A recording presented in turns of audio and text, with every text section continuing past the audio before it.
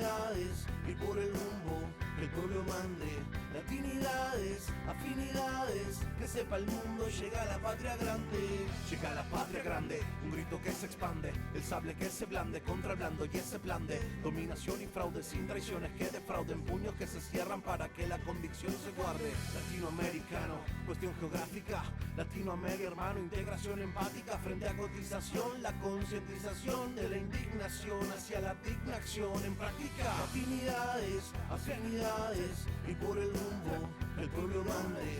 Latinidades, afinidades, que sepa el mundo, llega la patria grande. La patria grande.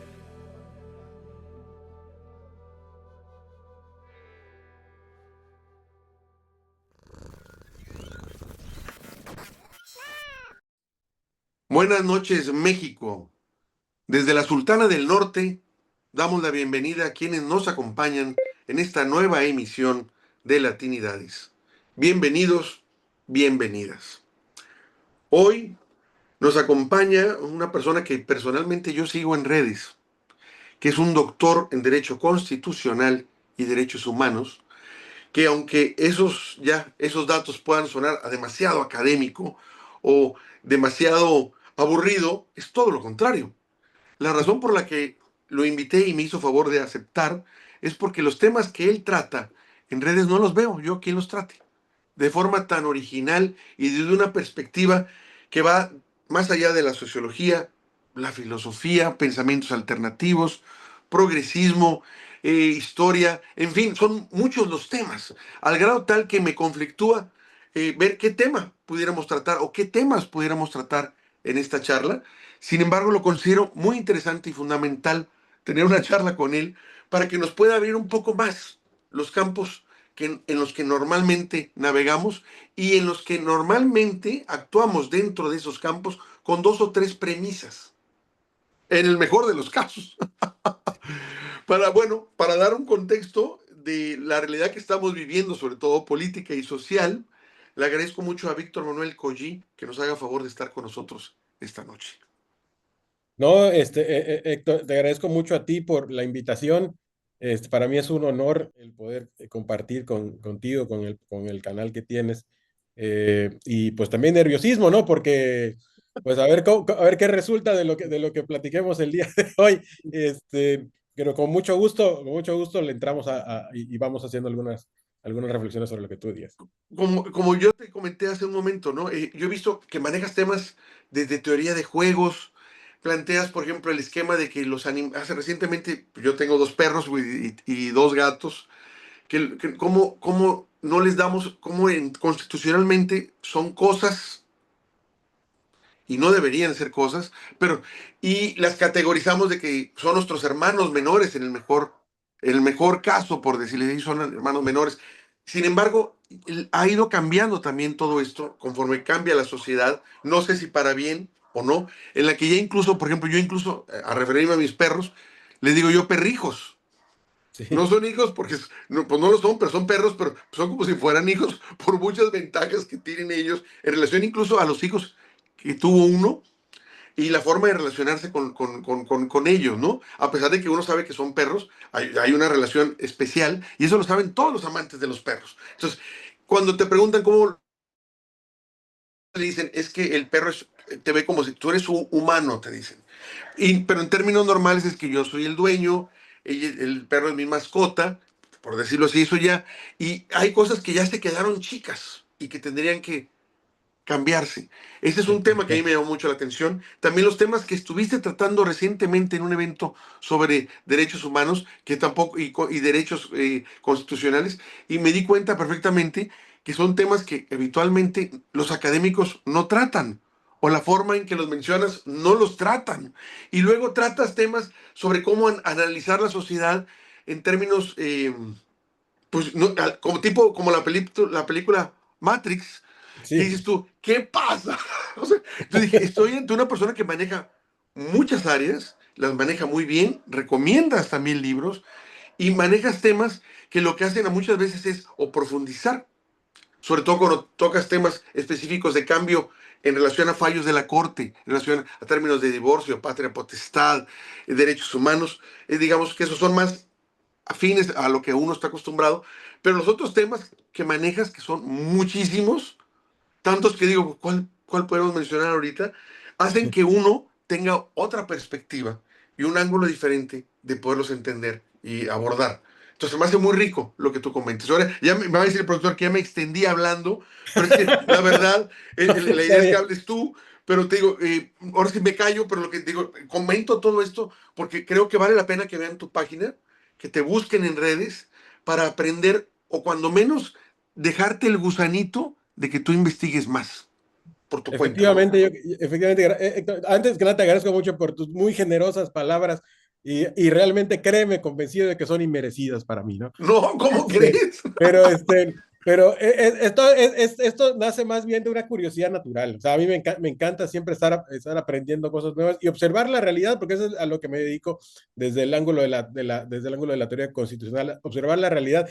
Y definitivamente yo sé que cada generación dice lo mismo, pero no sé si el día de hoy sea aún más válido decir que estamos frente a un mundo entendido como todo aquello que nos rodea, que plantea nuevas realidades y por tanto plantea nuevos retos, ¿no? Entonces, lo que tú acabas de decir, yo creo que está en esa línea, por ejemplo, sobre nuevas realidades, sobre nuevos derechos y sobre nuevos derechos, por ejemplo, el tema de los animales, el tema de la mayoría, por decirlo de una manera, el de considerar a los adolescentes, a las niñas, a los niños como sujetos plenamente desarrollados, el tema de los derechos de la naturaleza, el tema el gran tema creo yo que es para mí el de mayor prioridad. Ahorita estoy justamente a un par de semanas de terminar una publicación sobre lo que yo he llamado un constitucionalismo antropocénico que o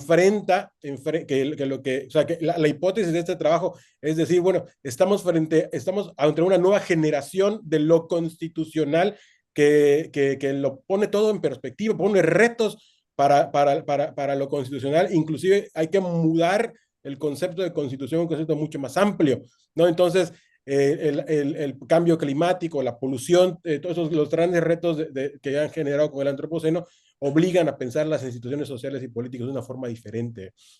Inclusive ahorita que platicamos temas de cuestiones más concretas de política, a mí me suena más, por ejemplo, la famosa reforma judicial. Yo en su momento me atrevía a decir que las elecciones por elecciones judiciales no son realmente una cuestión que le pongan en riesgo el sistema. El problema está en las letras pequeñas, pero que el día de hoy ya puesto ya en acción, es válido también pensar en que estamos frente a un nuevo modelo, porque así es como avanzan las instituciones cuando uno las analiza, ¿no? Un fenómeno concreto que en su momento, en términos concretos, puede resultar conflictivo, pero luego cuando lo analizas en una segunda vuelta, entonces ya lo insertas en un modelo novedoso.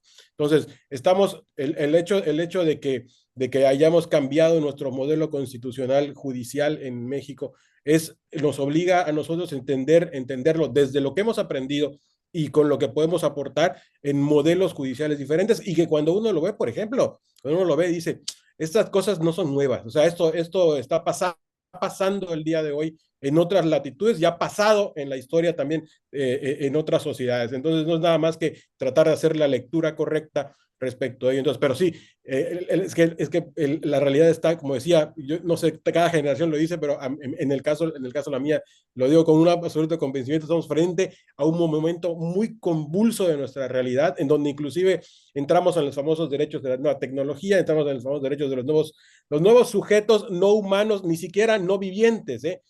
La gran discusión de los derechos de los cyborg, de los derechos de los robots, o sea, hay un montón de cosas que están pasando que están pasando en nuestra realidad y que desde el ángulo que yo lo veo, o sea, por eso digo, mi centro es la teoría constitucional, desde este ángulo también es necesario observarlo, porque al final de cuentas es el filtro por el que de alguna u otra forma se da el orden de la sociedad. Pero, y aquí es donde creo yo, viene el riesgo de la afirmación y bueno, para las personas que escuchan comúnmente, pero para mí no, pero entendiendo lo constitucional en un término muy general, o sea, un término abierto, un poco lo que decía, creo que Ferdinand Lasalle, de que la constitución es la unión de los factores reales de poder, o sea, viendo la realidad como es, ¿no? Esa es la perspectiva desde la que yo tengo la oportunidad de observar la realidad. Héctor. Sin embargo, por ejemplo, ahorita que nos estabas hablando, partiendo del derecho constitucional, si yo hago memoria y analizo quiénes hablan de esto, nadie lo habla en los términos que tú lo estás haciendo. Siempre hablan básicamente en los términos de si se cumple o no se cumple, se violan o no se violan los preceptos constitucionales. Hasta ahí, como que son los garantes o los vigilantes de la Constitución. Les dice, esto está bien, aquí se violó, según esto, y según su ideología política es la Claro, apreciación. Pero tú lo estás hablando, un derecho constitucional que para mí le da un concepto flexible y sumamente elástico para por supuesto. abordar temas que no pensé, de antemano te digo yo como ciudadano común, que pudieran tener relación, pero ya desde que te escucho, digo, claro que la tienen porque el derecho constitucional me los va a normar, me los va a integrar legalmente dentro de la sociedad que vivo, pero uno no ve necesariamente eso. Por ejemplo, ahorita mencionaste los derechos de los cyborgs, los derechos de los robots, y uno se queda pensando, ¿tendrán derechos? ¿Cuál será el derecho? ¿A que le cargue la batería? ¿A que les limpies el moho? ¿A que no trabajen más de 24 horas? Pienso en ese tipo de cosas, pero a eso me refiero. No son temas que se tratan mucho. Incluso cuando estuviste tú recientemente en un evento, si quieres, aprovecha y nos comentas, trataste tú un tema climático de una Sí, forma muy novedosa también, porque, por ejemplo, la izquierda, que es la que aparentemente, digo, porque al menos así es, nadie me ha dicho lo contrario, es la que enarbola ahora la causa de la ecología, ¿sí? Le llaman ahora incluso ecosocialismo, sí. este, no lo plantea en esos términos. Sí, no, porque bueno, gracias por mencionarlo. Sí, fue esta semana, estuve en dos eventos realmente, un taller, un seminario internacional sobre cambio climático, donde me hicieron el favor el juez Ferrer MacGregor, que fue presidente de la Corte Interamericana y además un amigo mío muy querido, hizo el favor de invitarme.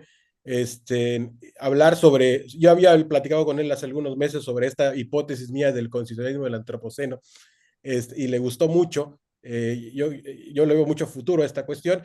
Y esa fue la ponencia del martes sobre constitucionalismo del antropoceno. Y ayer participé en el 13 Congreso Iberoamericano de Derecho Procesal Constitucional en la mesa de democracia deliberativa, en donde hablé justamente sobre los retos, la relación entre la democracia deliberativa, las nuevas tecnologías, la inteligencia artificial y la afectación de un derecho que a mí me parece que es uno de los más fundamentales y riesgosos en términos de afectación para términos democráticos, que es la libertad de pensamiento. O sea, la tecnología está planteando retos que implican el hecho de la formación misma de nuestro pensamiento. Entonces, ¿cómo podemos ir a la democracia si ni siquiera somos libres de generar nuestras propias formas de pensar? O sea, estamos tan metidos como dijo en un momento el Chief Justice, ¿no? El presidente de la Corte de los Estados Unidos, en un asunto, me parece que el Snyder versus Webb, no recuerdo exactamente ahorita, que decía, si viniera un marciano y nos viera, y viera una extensión un brazo más largo que el otro, refiriéndose a un celular, pensaría que es parte de nuestra morfología. Y es cierto, estamos tan metidos con la tecnología que ya es imposible el no pensarla como parte de nuestra personalidad, pero el riesgo de esto es que, y a partir, por ejemplo, de estudios desde el ángulo de lo social, de uso de los algoritmos, etcétera, cómo el pensamiento mismo o sea, cómo las personas se están formando a partir de lo que estos algoritmos están generando. Entonces hay un riesgo bien importante respecto a ello y esa fue un poco la ponencia del día de ayer, ¿no? Que estoy liberando ahorita ya algunos de los videitos esos. Porque Es, eso que estás comentando está muy fuerte. Hemos sí, tenido nosotros ya charlas con personas especialistas y estamos esperando que se recupere desde hace varios meses, que sé que estuvo enferma, una analista del Tecnológico de Monterrey que está allá en Ciudad de México, que es ecuatoriana, pero nacionalidad mexicana, que habla muy bien de cómo son lo que yo le definiría como las fascismo, el tecnofascismo que estamos viendo a través de las redes. Uno le llaman tecnofeudalismo, para digo, sí, pero a mí me gusta más el término tecnofascismo porque es una grosería lo que hacen para quitar cosas, para censurarte, para promover ellos los intereses de ellos. Dices, bueno, y nos abrió mucho la puerta, pero lo que tú estás diciendo todavía va mucho más allá, e incluso claro, va en relación a ellos que solo se dedican a análisis de nuevas tecnologías. Por ejemplo, esto que hablas de constitucionalismo antropoceno es una combinación totalmente así fuera de lo común, porque el antropoceno sí tiene mucha Bueno, no puedo decir que sean muchísimos, pero sí he visto muchos libros, tengo yo varios que hablan sobre el antropoceno, sobre aplicado al capitalismo, en fin, en varias variantes, ¿no? Pero Sí, al constitucionalismo dices tú, wow, es una forma de presentarse muy novedosa, creas un concepto nuevo que está abierto y eso es lo que le hace muy valioso el que tú postules algo así, algo que puede decir, oye, suena aberrante. No, a ver, analízalo, porque son dos conceptos que son fundamentales, que generalmente se ven en diferentes áreas y ahora los juntas. Y eso habría que decir entre paréntesis que cada vez se ve más ya que se rompen los márgenes de las formas académicas tradicionales de disciplinas que empiezan ya a vincularse cada vez más para dar génesis a otra nueva disciplina o una nueva percepción de ambas juntas en una claro. sinergia, lo cual entonces establece cambios en el modelo de pensamiento que son enormes. A mí yo me he querido investigar eso, ¿no? Pero porque yo tengo tiempo investigando también sobre esa unión. Entonces, cuando tú usas esas dos cosas, digo yo, por ejemplo, a mí me interesaba un término, por ejemplo, investigando yo, por ejemplo, buscar, unir la economía y la biología, ecobiología pudiera ser. Sí, Y dices, ¿qué tiene que ver la economía con la biología? Pues si nos ponemos a ver, sí, porque el desarrollo tuyo biológico, para empezar, está fundamentado en relación al entorno económico que tú tienes. ¿Cuánto dinero tienes para poder que te pague una buena alimentación, una claro. buena carrera, una buena escuela y todo esto? Y si estás totalmente como lo está pasando en Palestina, con esas Sí, ya sí, generaciones totalmente acabadas, muertas en vida, los niños cómo están muriéndose de hambre, dices tú, entonces ahí hay una biología totalmente constreñida y no desarrollada por el campo económico y ahí, bueno, pues solo plantea una sí, sí, idea, sí. ¿no? De No, no, manejar no, dos no. campos que pudieran ser diferentes, pero tú lo estás planteando muy bien cuando manejas esto. Yo lo que me atrevería a decir es, como tú dices, este es un campo abierto. ¿Cuáles serían los postulados que tú estás viendo, cuando menos ahorita, al inicio de poder abrir una puerta al conocimiento que no se había descubierto o que no se había planteado? Porque esos postulados incluso pueden robustecerse o cambiar. Sí, así es, así es. Es que como bien señalas, aquí de lo que se trata es de salir de los esquemas comunes y tratar de entender lo que realmente está pasando y darle una lectura. Justamente en la mañana estaba viendo no sé si una serie sobre aliens. Entonces Ah, hay un momento en el que a una niña que está enferma le van a transferir su conciencia a un cuerpo sintético, ¿no?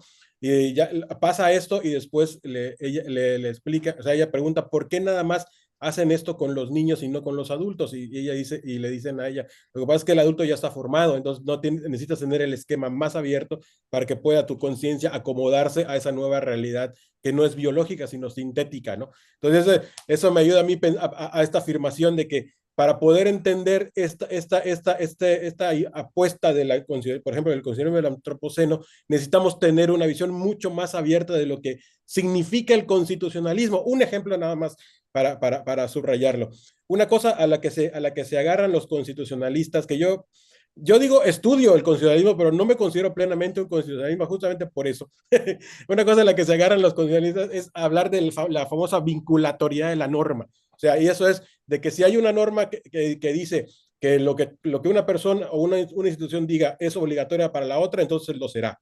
Pero si la norma no lo dice, entonces no lo es. Es una visión muy formal, es como el concepto de ley, ¿no? Por ley entendemos aquello que pasa por el proceso legislativo. ¿Sí? Y aquello que no pasa por el proceso legislativo no es una ley. Entonces, eso a mí siempre me ha parecido como categorías ¿cómo decir?, muy cortas para entender la forma de ordenar la realidad.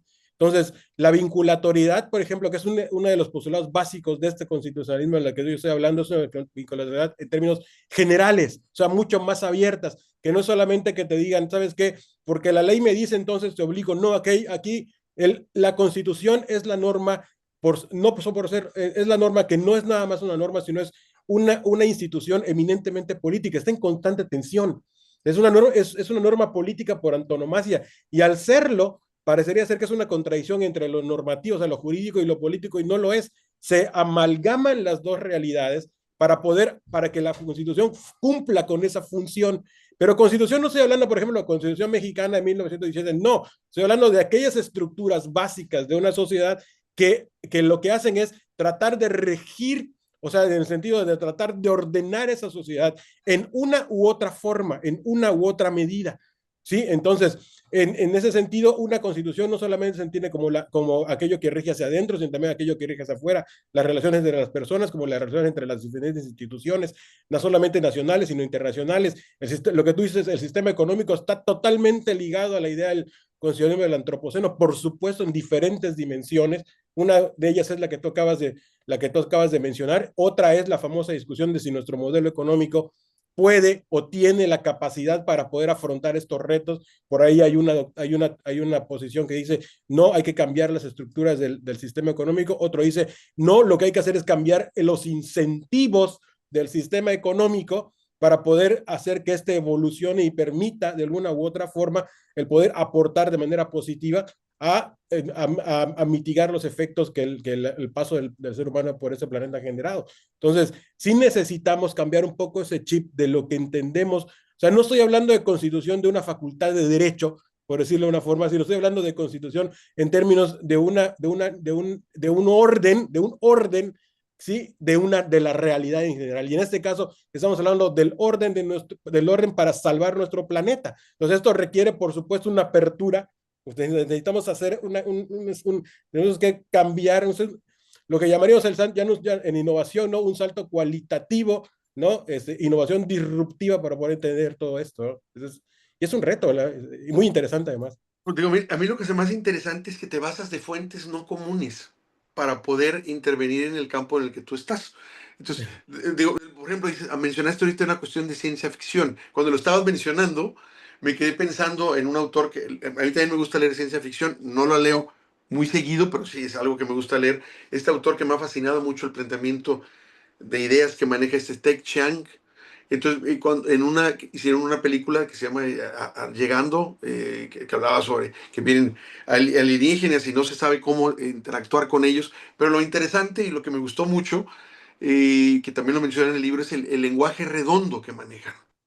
Entonces dije, es un concepto mucho, muy y rico para ver que quede nada más en un concepto, en un libro, sino ver, por ejemplo, cómo poder desarrollar eso en un campo aquí para irrumpir en estructuras que son muy rígidas o bien para desarrollar nuevas ciencias o nuevas visiones de lo que se está avanzando ahorita y no se ve, como pudiera ser, por ejemplo, la inteligencia artificial, que por desgracia, más que una oportunidad, ahorita la están cooptando varias empresas y eso habla muy bien de que van sobre intereses económicos, a términos de que ellos ganar dinero, si les conviene pasan esto y si no, y que lo que van a hacer realmente es no que tú uses la inteligencia artificial, sino que ellos te están usando a través de ella. Efectivamente, efectivamente. Entonces eso cambia mucho las cosas y ahí yo necesitaría un derecho para que me protegiera, para que esta tecnología fuera asequible a todos. Hace poco se me ocurrió decir, alguien estaba hablando mucho de capital y entonces les dije yo, a ver,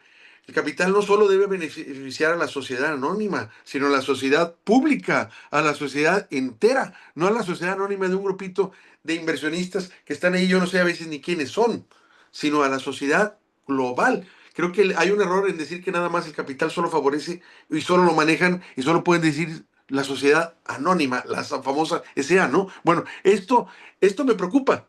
Por ejemplo, esto de cómo la inteligencia artificial te ponen constantemente cebos para que tú interactúes con ella y dices, qué bárbaro, sí, pero ahí está, lo que hace es extraer tus Sí, gustos, tus preferencias, todo, y ella se va alimentando de ti.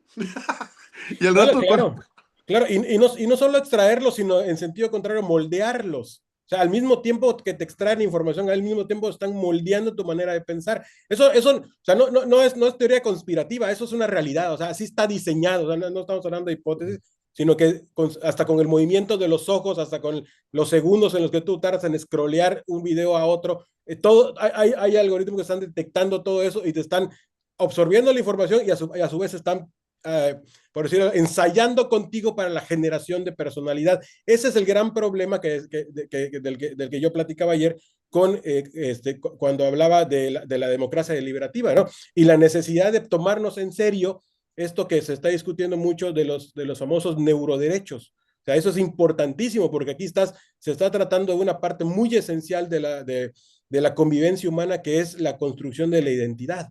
Entonces, ¿cómo puedes ser tú si realmente tu convivencia natural, en tu convivencia cotidiana, que convives con inteligencia, nuevas tecnologías, con inteligencia artificial, te estás formando y eso se pone aún más riesgo cuando sabemos que por regla general, o sea, hasta por porcentaje, quienes más consumen tecnología son las personas que son adolescentes y niños, niñas y niños. Entonces, se están gestando ciudadanías nuevas. Eso es un riesgo y me parece que aquí sí, definitivamente, la sociedad en términos normativos está en pañales. Aquí no tenemos normas. No hay normas, la más adelantada es la norma europea sobre inteligencia artificial y protección, y la otra es sobre protección de datos, pero la verdad es que no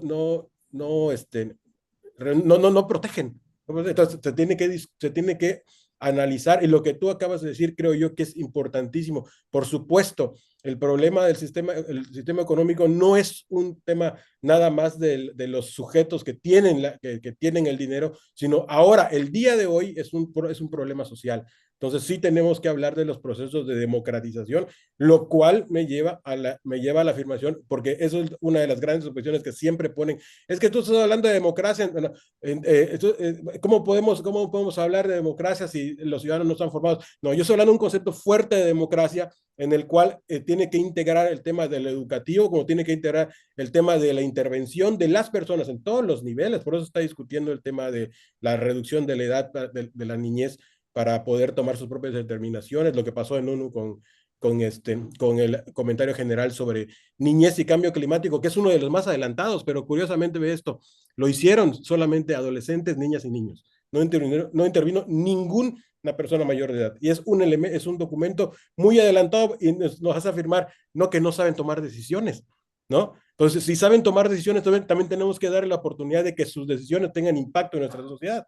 Entonces, todo esto se va moviendo y aquí lo que hay que hacer es tratar de hacer esta lectura, esta lectura que de alguna forma le trate de dar a entender qué es lo que está pasando en nuestra sociedad y cuáles son los retos que está enfrentando, ¿no? Lo que decías tú. Y cuando hablamos de economía, el proceso de democratización debe también incluir esto, porque de una u otra forma nosotros nos vamos a ir en unas cuantas décadas, pero los que vienen, ¿qué le vamos a dejar? Entonces no podemos decirles, ¿sabes qué? Es que la afectación no es ahorita, sino dentro de 20 años, sí, pero ellos van a tener, dentro de 20 años van a estar en la edad productiva. Y cuando lleguen ahí, ya no se puede hacer nada. Entonces, tenemos que replantear el discurso para poder integrar a todas estas personalidades, sujetos, que van a ser parte integrante de la sociedad dentro de 20 años. Esta visión crítica, que es la que a mí me fascina, la ves en todos lados. O sea, yo realmente estoy convencido de que no hay ciencias exactas. Dicen que la matemática es una ciencia exacta. Un día leyendo un libro, no sé, seguramente ahora leíste, que tenía yo como 16 años por allá, leí un libro que se llamaba El mundo de Sofía, de Hossein Gardner. Creo que es en ese libro cuando hablan cuando está en el capítulo de Bertrand Russell, hay una hoja donde Russell, que el padre el principio de matemática, básicamente, exacto, ¿no? De la filosofía analítica, trata de comprobar que 1 más 1 es igual a 2. Entonces, al final de toda la operación matemática, dice Russell, no es comprobable. O sea, no es comprobable. Y eso a esa edad, imagínate, te rompe los esquemas. O sea, dices, te han enseñado que las ciencias te dan conocimiento exacto y te muestra que una persona que está dedicado a ello te dice que no es cierto, pues te rompe el esquema y te pone te pone en crítica, ¿no? Entonces, creo yo, bueno, para explicar un poco por qué esta visión crítica, no por destructiva, sino por tratar de construir, esa es la idea siempre, ¿no? Una visión crítica constructiva. Otra escena en la que me ha roto el esquema es la parte de la historia. Bueno, hay una novela que se llama La historia comienza en Sumer, ¿no? Donde supuestamente la primera sociedad civilizada tiene cerca de unos 5,000 años, pero hace 30 años se descubrió, y eso yo lo descubrí ahora en la pandemia, en el 2020, descubrí que no es cierto, que hay unos asentamientos que seguramente tú, Héctor, los conoces, la famosa cultura Tastepeler, el famoso Gobekli Tepe, ¿no? Ujú. Que tienen 12,000 años de historia y que lo que construyeron allá, que de acuerdo con el uso de la tecnología LiDAR, ¿no? Esta vez el láser que baja, han descubierto no más del 10% de toda la gran extensión de monumentos que tienen ahí, monumentos arqueológicos que tienen ahí, han descubierto que lo que se puede ver es que son sociedades civilizadas que eran avanzadas. O sea, en el 2020, una de las revistas de la Universidad de Cambridge hizo un estudio sobre el asentamiento más importante de Göbekli, que tiene 3 círculos, y trazó líneas, y logró ver que si trazas una línea del centro de cada círculo al otro centro, formas un triángulo equilátero perfecto, ¿no? Entonces, la naturaleza no da líneas rectas, pero ni queriendo. ¿No? Esa es la idea de la Catedral de Barcelona, ¿no? No tiene ni un solo trazo recto porque trata de emular la naturaleza. Entonces, quiere decir de que para poder hacer este tipo de construcciones había una civilización que tenía conocimientos, lo que nosotros llamaríamos matemáticos en el día de hoy, bastante avanzados. Entonces, bueno, esto ha puesto en tela de juicio todos los postulados básicos de la historia. Estamos frente a un momento de la ciencia histórica que está cambiando sus propios postulados. Entonces, ¿a qué conclusión llegas? Que la ciencia en muchas ocasiones o sea, está errada, avanza, y eso es normal, avanza con ensayo de error. Entonces, ¿qué es lo que pasa? Que también tenemos que buscar formas de entender, así como hay una forma de entender ahorita lo social, tenemos que buscar formas de entender estos nuevos retos de la sociedad. A mí, una vez más lo repito, el que más me preocupa el día de hoy es el reto de la supervivencia humana. Yo sé que al planeta no le va a pasar nada, o sea, va a reajustar sus reglas de conducta, pero quien va a desaparecer es el virus, que somos nosotros, que somos la sociedad humana. A mí lo que me interesa es que siga sobreviviendo también la sociedad humana y que se adapte a ello, ¿no? Esa es la cuestión. Entonces, aportar un poquito del granito, diciendo, bueno, aquí lo que tenemos que hacer es entre cambios científicos, cambios jurídicos, cambios anímicos, cambios éticos, o sea, esto es multidimensional, y en ese sentido hay que crear una forma de entender esto también de esa forma que sea multidimensional. No sé Sí, no sé sí, no, me queda claro, o sea, muchas veces se ha discutido que la idea que tenemos incluso es religiosa, porque creemos que todo está al servicio nuestro. Así se nos dijo, entonces todos los animales están para servirnos a nosotros como la humanidad, y ahí vemos también ya abuso, maltrato, categorías, a diferencia de las culturas o que le llamamos primarias o las de originales, sí, que es el otro término que se utiliza, para dar a entender que no hay una definición que realmente dé con todo el concepto, pero digo, esos dan ideas. Entonces digo, las originales que uno dice, no estamos aparte de la naturaleza, nosotros somos naturaleza. El hecho de que los blancos digan que van a ir a ver a la naturaleza, convivir con la naturaleza, es una absurdez para ellos, porque ¿cómo vas a ir a ver algo que tú tienes? Tú no estás claro, aparte, no es de que voy a viajar a ver la naturaleza, tú eres naturaleza. claro, claro. Entonces, Así es. esos conceptos son muy interesantes, ¿no? Y Sí, sí, sí, aquí sería como poderlos rescatar y hacer una amalgama en un momento dado para poder dar a la luz una nueva visión. Porque, por ejemplo, fíjate, el problema, como tú dices, está en riesgo la humanidad, porque precisamente nos creemos los superiores a todo. Y entonces violamos los procesos naturales que hay en los que nosotros también estamos sujetos a ellos. Desde el momento que contaminamos el extractivismo brutal que genera el capitalismo, que la idea de que tengo que producir, que como si fueran bueno, como si todo fuera infinito, pues eso ya me atenta contra mí totalmente. así es. Nos estamos haciendo harakiri. Fíjate que lo que acabas de decir es interesante.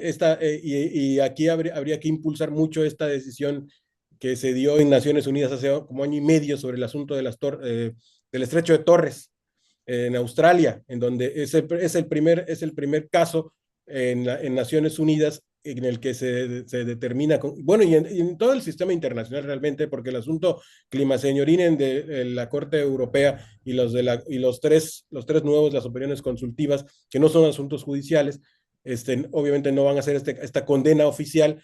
La ONU sí dijo, Australia está violando derechos a la alimentación, a la vida, el derecho a la habitación. ¿Por qué? Porque no está haciendo lo que tiene que hacer en materia de cambio climático. Pero aquí lo interesante es lo siguiente, realmente lo sustentó la afirmación no en el conocimiento científico, porque muchos asuntos se deciden a partir de lo que dice el IPCC, etcétera, la propia ONU, sino lo hizo a partir del conocimiento tradicional. Y esto realmente viene a cambiar. O sea, viene a cambiar hasta en el esquema judicial las cosas, porque frente al conocimiento científico, el conocimiento tradicional en los esquemas judiciales cortos, por decirlo de una forma, ¿no? Muy cuadrados, no tendría ningún valor. Pero el día de hoy se le está dando un valor igual o quizás superior al conocimiento tradicional, lo que tú estás diciendo, sobre el conocimiento científico que muchas veces está errado. Entonces eso también nos obliga a pensar de una forma diferente la manera en la cual nosotros comprendemos la realidad. Ciertamente, ciertamente nos han enseñado desde Kant cuando nos dijo, tenga el valor de seguir tu propia razón, ¿sí? Nos enseñaron a que la naturaleza y todo lo que nos rodea es un instrumento. Y la verdad es que no lo es así, lo que decía hace rato del derecho de los animales. Ahorita se habla mucho del derecho de los animales y se les quiere dar personalidad jurídica, lo cual es un absurdo. O sea, no puedes darle una categoría jurídica que le pertenece al ser humano y tratar de extender esa categoría a un ser que no es humano. No estoy diciendo de que ellos sean inferiores, estoy diciendo que son otro tipo de seres. Entonces, una categoría que cuando la analizamos, cuando la diseccionamos, ha servido para discriminar a otros seres humanos, ¿sí? Los blancos crean la categoría de personalidad para discriminar a las mujeres, a las personas de color, a las personas que no son de su religión, etcétera. Ahora la quieren aplicar a los animales, es un absurdo. Entonces, ¿qué es lo que tenemos y qué es lo que dice la gente común que está muy metida en los esquemas muy cuadrados? Dicen, es que no podemos hablar de derechos de los animales. No, no es que no podamos hablar de derechos de los animales, es que tenemos que considerar de una manera diferente el concepto de derecho. ¿Sí? No es que todo este discurso está construido a partir de un esquema, sí, que es antropocéntrico. Lo que tenemos que hacer es salirnos de eso. No quiere decir que no pueda haber otro. No quiere decir que no pueda. Aquí el ejemplo que yo siempre utilizo con mis alumnos es el famoso, el problema del tercer postulado de Euclides, ¿no? Que es uno de los grandes problemas de la geometría el día de hoy, que no se puede contestar. ¿Y qué es lo que ha pasado? Que frente a la afirmación de que ese tercer postulado no puede ser comprobable, la gente, los matemáticos expertos que han tratado de comprobarlo y han llegado a resultados, ¿qué ha pasado? Que han creado nuevos sistemas geométricos.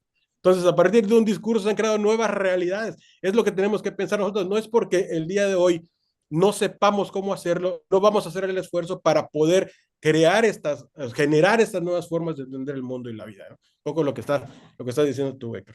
Pues mira, aquí me vuelves a sorprender porque lo interesante, lo que me llamó mucho la atención es cuando dices tú, no tiene caso extender el derecho, sino cuestionarnos el mismo derecho para entonces establecer bases en las que todos pudiéramos estar integrados. Que de alguna forma los pueblos aborígenes, sin tener un derecho así en libros y tabulado, lo tienen, porque hay un respeto para ellos en el medio ambiente y de cada uno de los seres con los que ellos conviven, se vean o no se vean. Y lo comento eso y suena a lo mejor como que muy lejano, ¿no? En Oaxaca se manejan así. Y en muchas partes de la República se manejan así y es increíble y asombroso, sobre todo cuando vienen extranjeros a aprender eso y nosotros estamos aquí y no lo sabemos o no lo apreciamos o lo vemos como ajenos a nuestra cultura y lo vemos inferior. Efectivamente. Yo creo que ese es el enorme problema. ¿En qué momento agarro uno un valor para sentirse superior al otro? En ese momento ya perdiste todo, porque ya perdiste simplemente la empatía, el que te puedas hermanar con el otro y entonces puedas entender esas diferencias y sobre todo enriquecerte con ellas. Sí. Entonces eso es lo que yo vería, lo que yo veo peligroso. Pero estos planteamientos, digo, los he visto, tienen una definición incluso en América del Sur, los indígenas, que es el vivir bien, que es una mal traducción al concepto en la que para vivir bien, dice, tienes que llevar una relación con todo el entorno, con el viento, te dicen, con el agua, con seres que no ves, pero que ahí están, con seres que sí están. Y si suena incluso en nuestro cartabón, como que poco científico, muy subjetivo, muy animismo, lo podemos etiquetar de lo que sea. Necesitamos abrir más la cabeza para ver qué es lo que nos están ofreciendo pues, estas formas de ser milenarias, ¿no? Que todavía han podido Sí, subsistir. Pero te digo, a mí lo que me agrada es que ese planteamiento desde el rigor, porque tú eres académico, como dije, tienes un doctorado en Derecho Constitucional, un doctorado en Derechos Humanos y no te has contaminado. ¿A qué me refiero? Cuando uno estudia un doctorado, lleva un proceso de iniciación en la que te obligan de alguna forma a ver las cosas de determinada manera. Te pongo un ejemplo. Un familiar muy cercano mío se enferma de cáncer de páncreas y él sabe, como es doctor, que se va a morir. Aparte se lo dicen sus compañeros. Y le digo, oye, hay medicinas alternativas de otras culturas. No pierdes nada si vas. Ya la que tú manejas te desahució. Pues mejor ve a una que te da una opción. Si ya donde tú estás te dicen que no, pues ven donde te dicen que sí. Perdiste, ok. Pero ¿y si ganas? ¿A qué voy con eso? Que la formación es tal que ni siquiera se permiten ver esa opción. claro, claro, exactamente. Sí, sí, definitivamente, tú mismo lo dices, formación, ¿no? Están formados en un ángulo de la realidad Y no eh, la cambian. Y y no la así es, cambian. y así es. Y tú te permites jugar con ella, basarte en otras disciplinas, a veces incluso en ideas que viste en una película, en un libro, y sabes jugar con ellas y las pones en tu entorno y entonces hacen ¡pum! Una explosión e implosión cuando te quedas tú y oye, esto no lo había pensado y te vas para abajo, pero causa ruido. Por ejemplo, esto del constitucionalismo antropoceno es algo muy novedoso, una propuesta real, porque te digo, pues estás hablando de constitucionalismo y también de antropoceno que tiene que ver obviamente con, híjole, con geología, con antropología, con sociología, pero que no se habían unido, por decirlo así, no se habían planteado así. Entonces, Sí, eso es muy, muy, muy interesante, mucho, muy interesante. Y casi, digo, todos los temas que tú tratas son así. Mira, no quisiera yo quitarte ya más tiempo. no, gracias, Pero hermano. este tipo de charlas para mí son y muy interesantes porque me dejan pensando y tratar luego de articular nuevas formas de ver algo muy concreto que ya tengo y la idea es cómo lo puedo cambiar, cómo lo puedo modificar. Cualquier distancia que pueda tomar yo de él a la forma normalmente que lo hago ya es enriquecedor, aunque sean 5 centímetros, poder ver una cosa diferente a como estoy informado de verla, ya es sumamente enriquecedor. Este, por eso me encantan los esfuerzos que tú haces y los comentarios que tú haces. Cómo me pones, por ejemplo, la teoría de juegos, cómo la combinas, que es más bien en el campo matemático y el campo económico, para otra vez para ver cómo ganar. Y también, obviamente, en el campo político, porque muchas campañas políticas se deciden así, incluso toma decisiones, incluso lo estamos viendo en cuestiones de guerra y ahora con inteligencia artificial están manejando el famoso, la teoría de juegos a niveles ya que ni siquiera son revelados porque se ven como secretos de Sí, Estado, por ser secretos de guerra. Pero que cuando tú los planteas, y esto, tenemos que tener más elementos para poder manejar dentro de una realidad que cada vez se vuelve más chiquita, porque así no la venden. sí. O sea, la realidad realmente es fenológica, no sé si lo pronuncio bien ahorita. Fenomenológica. Ándale, Sí, pero nos quedamos en un punto muy pequeño de ella y luego decimos, estoy aburrido, qué cansado, esto es todo. Pues no, creo que no, menso, no, es mucho más amplio, pero ¿en qué momento te llevaron a un callejón sin salida para que tú creas que esto sea así? Es mucho más así es. amplio, no tengo que decirle mágico, porque eso se presta dentro de mi cultura que, entonces es chafa, no es verdad. Hay truco encerrado, no, pero realmente cuando hablamos incluso de fenemología, que estoy Fenomenología, sí. produciendo, es magia. Sí. Ya Yo, estos fenómenos son mágicos. yo lo llamo, yo lo Búscalo. llamo, yo lo llamo truco de prestidigitación. Sí, es como sacar un conejo del sombrero, realmente, ¿no? En muchas ocasiones. Y es asombroso, realmente. O sea, o sea, cómo se puede cuando uno le mete un poco el bisturí por la inquietud de conocerlo, cómo se revelan determinadas cosas bien interesantes que te hacen replantear lo que sabes. Y de eso se trata, ¿no? El estarte replanteando constantemente lo que aparentemente sabes y que realmente no sabes, ¿no? Lo que uno realmente no sabe para tratar de cada día ser un poquito menos, menos ignorante. Yo sé que eso es imposible, pero bueno, Se vale intentar, le se hacemos vale todo lo intentar. posible. Me gustó mucho la afirmación porque además esto es una cosa que a los que estudian derecho no les gusta mucho, pero que realmente yo creo que está en el centro de del avance de los derechos humanos cuando hablabas de la empatía.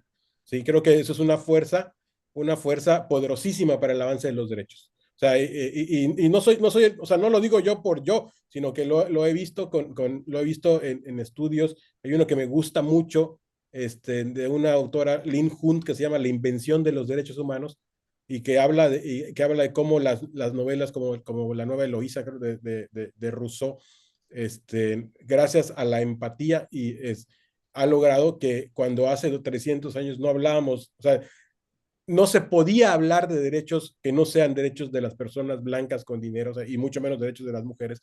El día de hoy ya no es posible no hablar de ellos, sino explorar todos los nuevos retos que tienen los derechos de género. Entonces, la empatía, que es una dimensión no jurídica, introducirla al derecho en sí misma para los abogados es un poco como un cortocircuito, pero que es indudable que están relacionadas, ¿no? Entonces, por eso me gustó mucho la afirmación que tú hiciste hace un momento.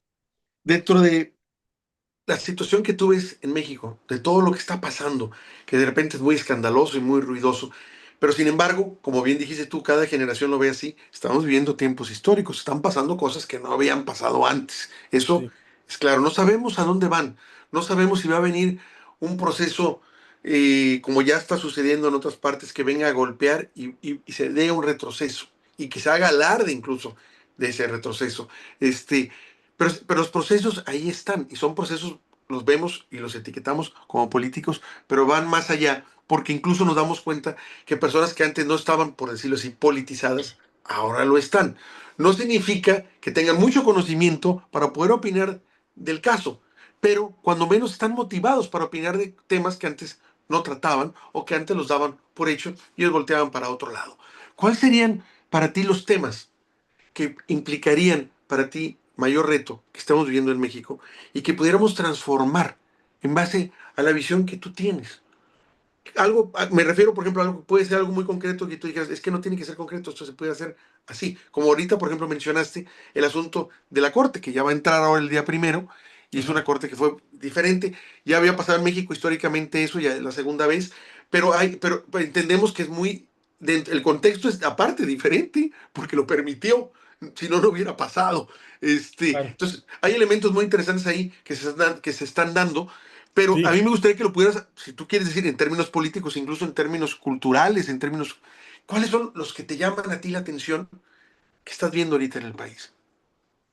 eh, bueno, hay muchas cosas que a mí me parece que serían necesarias replantearse en nuestro país. Eh,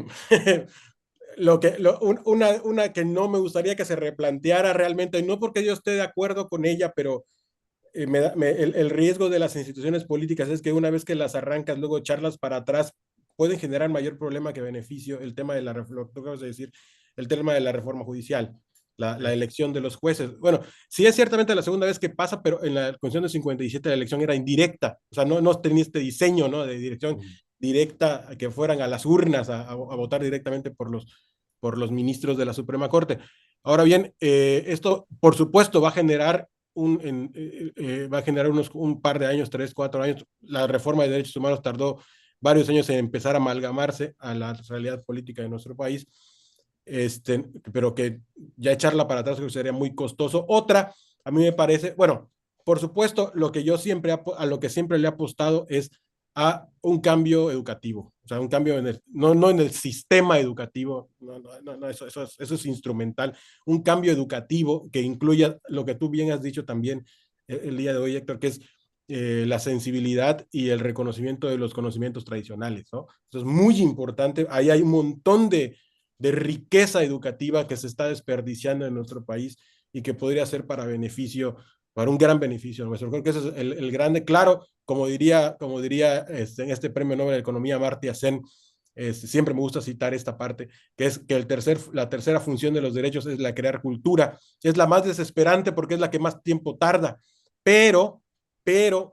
es la más efectiva, porque una vez que está instaurada, quitarla ya es muy complicado. O sea, hacer una ley está fácil porque la puedes deshacer, pero crear una cultura y hacerla parte de un pueblo, deshacerla es prácticamente imposible. O sea, requiere también otro proceso de mucho tiempo para poder hacerlo, ¿no? Entonces, a eso me refiero yo con el sistema educativo. Yo sé que para efectos de lo práctico, de lo inmediato, es desesperante porque no lo vamos a ver ahorita, pero que realmente tenemos que verlo como sociedad, y lo que requiere nuestra sociedad es un proceso auténtico de catarsis como sociedad, y entonces poder actuar en razón de ella para la transformación de la educación en nuestro país, ¿no? Y no hablo una vez más, no hablo del sistema educativo, no hablo de la alfabetización, no estoy hablando de eso, estoy hablando de una cuestión más sustancial, porque esto nos lleva al segundo tema que a mí me parece que es el tema de la democracia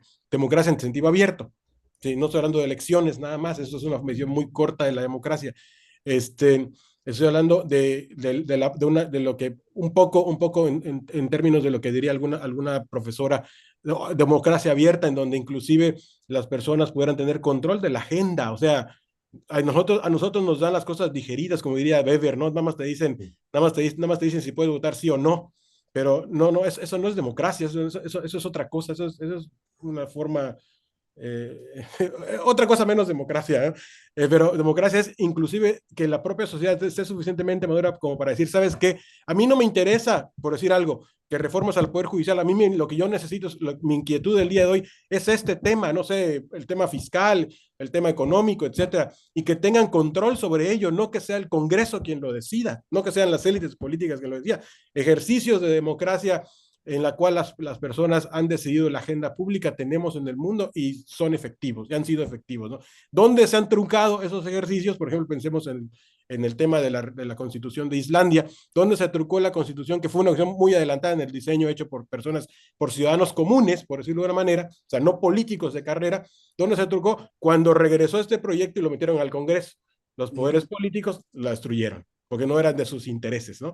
Entonces, es importante el proceso de toma de conciencia de la sociedad, pero esto nada más se puede hacer a partir de que tienes una sociedad que ha tenido también un ejercicio educativo importante, ¿no? Y cosas muy particulares, o sea, cosas muy particulares, es que democracia es una cosa, son muchas cosas que ahorita me tendría que salir y cosas muy particulares, por ejemplo, que a mí me llamaría la atención porque hay estos fenómenos que antes se creía que no tenían impacto en la sociedad, pero que ahora lo tienen los famosos tratados internacionales, en el que yo me pregunto, por ejemplo, muy puntualmente, ¿por qué un tratado internacional como un tratado de libre comercio que tiene un impacto real en la sociedad no es decidido por la sociedad? O sea, el día de hoy nuestro mecanismo de adopción de tratados es muy aristócrata, ¿no? Nada más el Senado y el presidente o la presidenta. ¿Por qué no, como en sus orígenes la Constitución, todo el Congreso? ¿Y por qué no hacerlo más democrático, ¿no? Trasladarlo a la sociedad también. Creo que esto le daría mayor legitimidad a este tipo de decisiones que tienen impacto real sobre la sociedad. Antes los tratados internacionales no tenían impacto en la sociedad, eran tratados políticos a nivel de élites, pero el día de hoy es indudable que lo tienen. Entonces, la sociedad tiene algo que decir respecto de ello, ¿no? No, hay cosas también muy puntuales, como por ejemplo los retos que tienen las sociedades el día de hoy. Uno de los grandes retos de la sociedad es el envejecimiento de sus ciudadanos. Entonces, aquí entra en la discusión el famoso tema del derecho al cuidado, que pasa por muchas cosas, por muchas realidades que tienen que ver con derechos de las mujeres, ¿sí? Discriminación estructural, que tiene que ver con educación, tiene que ver con el derecho de la niñez, que tiene que ver con derecho a la familia, y que no nos estamos preparando para ello. O sea, México no se está discutiendo en términos serios esto que nos está alcanzando, porque la sociedad se está envejeciendo, y esto pasa, por ejemplo, por el tema de las pensiones. No hay dinero. O sea, ¿qué va a pasar cuando esto realmente explote? Hay maneras de salir, pero que no veo que realmente se esté analizando. Y así podríamos hablar pero no sé si más o menos estoy respondiendo a lo que Ok. me preguntaste. Pues son los temas que tú los ves ahorita álgidos, o sea, interesante, por ejemplo, el tema de educación, obviamente va más allá de la escuela y podremos Sí, hablar de la educación que reciben cada uno en su casa. Exacto. que digamos que es, pues es la principal, por decirlo así, porque es la primera que uno ve, cómo Sí, comportarse. La escuela de alguna forma lo que hace es reforzar o cambiar precisamente lo que ve uno en su casa. Y luego ya se puede decir que hay una retroalimentación llegada a cierta edad de la escolaridad, ¿no? sí, sí, sí. Pero sí entiendo lo que estás hablando tú en términos de educación. Eso, por ejemplo, recientemente leí algo, ayer precisamente que me fui de espaldas, y estaban hablando sobre Japón, de que les gusta mucho leer y que leen 4 libros al mes. Al mes. Aquí hablamos de 4 libros al año, Si acaso, ¿no? al año. Y Sí, ellos 4 libros al mes.